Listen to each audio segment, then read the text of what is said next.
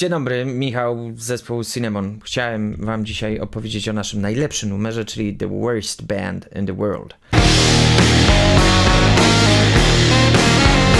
Nie wiem, czy to znasz najlepszy numer, ale jest na pewno jednym z moich ulubionych, bo udało się połączyć w nim pewne takie założenia, które od dawna chciałem spełniać w tym zespole, czyli żeby było trochę brudno, trochę garażowo i grunge'owo, tak hałaśliwie, ale żeby też była jakaś tam piosenka i żeby był free jazz.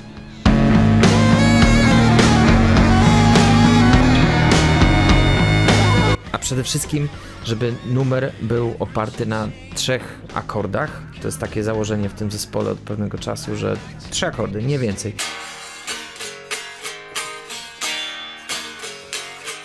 Historia tego numeru sięga roku 2015, właściwie w trakcie sesji przygotowywawczych do Masters of Second Guessing ten numer powstał. Wiedziałem, że jest stary, ale nie wiedziałem, że aż tak. Dopiero musiałem odkopać te demówki, jeszcze grane z basikiem pomiędzy pierwszymi wersjami utworów z Masters of Second Guessing. Taka perełka, pomyślałby kto.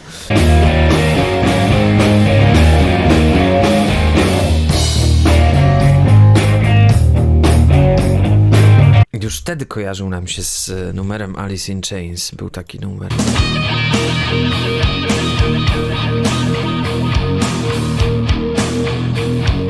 Dobra, przejdźmy do meritum, czyli do odsłuchu ścieżek.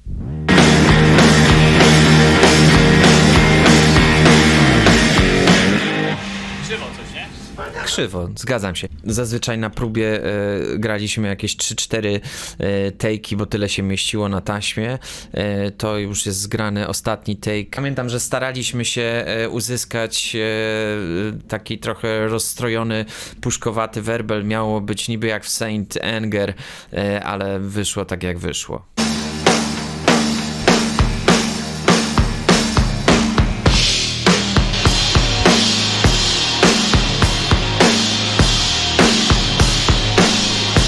Właściwie ambient uratował tu trochę sesję, bo overheady nie nagrały się tak jak należy, taśma nie zadziałała, taśma nie zadziałała i nagrały się jakieś skrzeczące, coś tu się z nimi dzieje niedobrego, z tego co pamiętam. Tak, to jeden z overheadów to tak się właśnie nagrał. Na ambiencie się nagrały blachy. On jest dość mocno skompresowany z tego co kojarzę. Masakrycznie.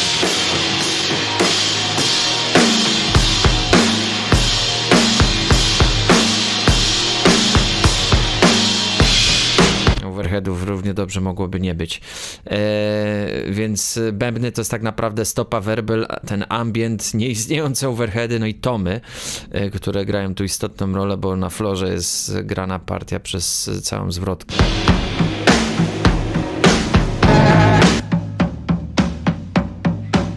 Oto i on. W temacie tomów jeszcze jedna ważna rzecz, czyli przejście na tomach tam w tej końcowej części w solówce. Opus magnum, highlight tego utworu.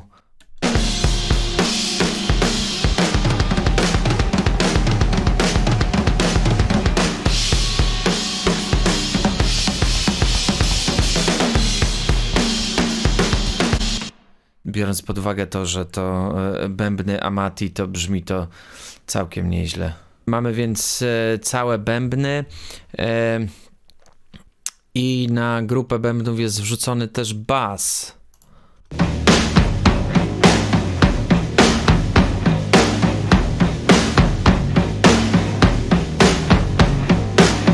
Bardzo często stosuję taki zabieg, bo kompresuję to wtedy bębny razem z basem.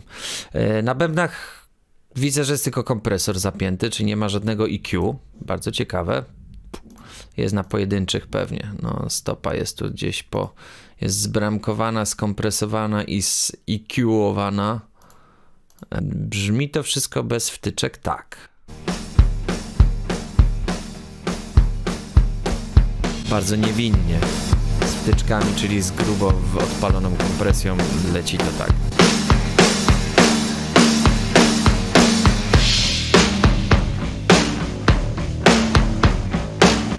Bardzo, powiedziałbym, chamsko. Bas. Jestem fanem nagrywania basu na taśmę. Ten bas na taśmie robi się dokładnie taki, jaki ma być i nic nie trzeba tam w nim kręcić.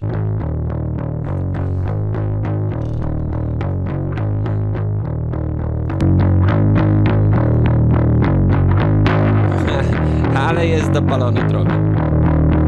I oczywiście kompresja.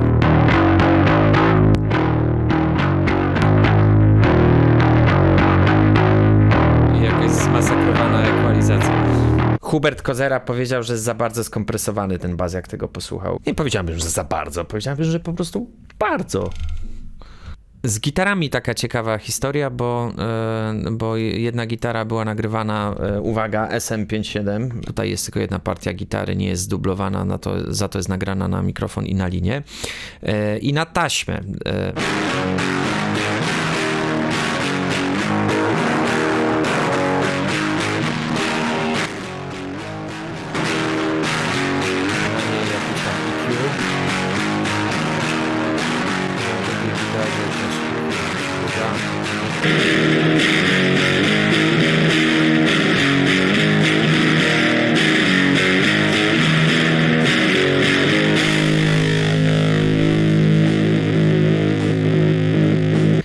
Całość jest nagrana na setkę, więc jakby to wykonanie jest właściwie na żywo. Bardzo chcieliśmy to zrobić i to osiągnąć, mimo że kosztowało nas to pewnie z 15 take'ów, to w końcu udało się nagrać ten jedyny, który był właściwie w miarę przyzwoity. Wokale też nagrane były na SM57, puszczone przez wzmacniacz gitarowy.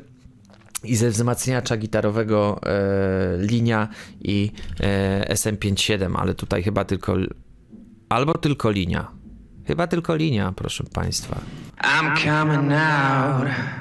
I'd like to make a statement about our blind. Też na taśmę wokal nagrany właściwie w 2 czy w 3 take'ach, co mi się nie zdarza. Zazwyczaj nagrywam wokal w 174 take'ach. Nagrane przez delay gitarowy Electro-Harmonicsa Memorymana, który mam w pedalboardzie, i przez wzmacniacz gitarowy. Przester, który tam słychać, jest przesterem z pieca. I really wonder if that's a price of safeness, of self-pity that's creeping out of me. To jest też wokal.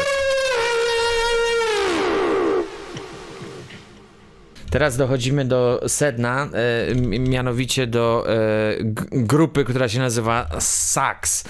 Mikołaj Trzaska nagrał saksofony. Moim zadaniem było zrobić z 5 ścieżek saksofonów coś, co uda się wkleić w piosenkę.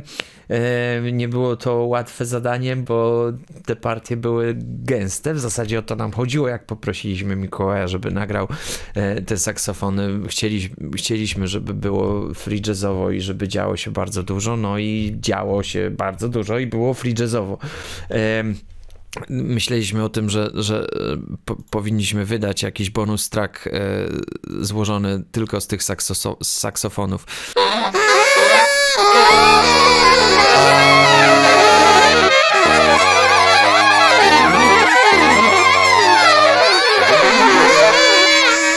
Kiedyś to zrobimy, kiedyś wydamy z tego bonus track, same ścieżki saksu Mikołaja Trzaski. Tymczasem z tych ścieżek powstało coś takiego.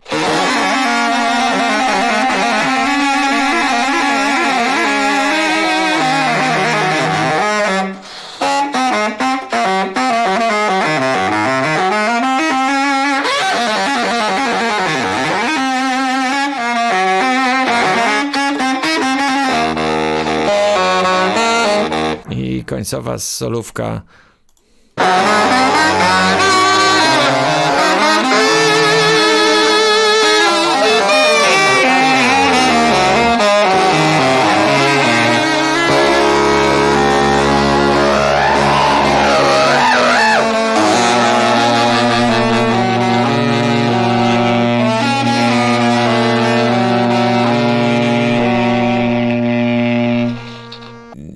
Mikołaj, jak usłyszał gotowy utwór, to nie był zadowolony z niego. Stwierdził, że jest za grzeczny i faktycznie no, to moja wina. Przepraszam, Mikołaj. Ale dla nas w standardach około rockowych mimo wszystko było grubo, także my jesteśmy zadowoleni.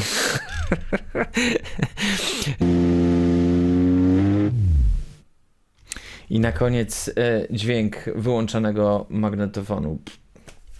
Taki dźwięk wydaje wyłączany magnetofon. Jak się pstryknie stop, to on robi i to tu jest to prawdziwy dźwięk prawdziwej taśmy, na której był nagrany ten utwór. That's it, boys and girls. Thank you very much for watching. See you next time.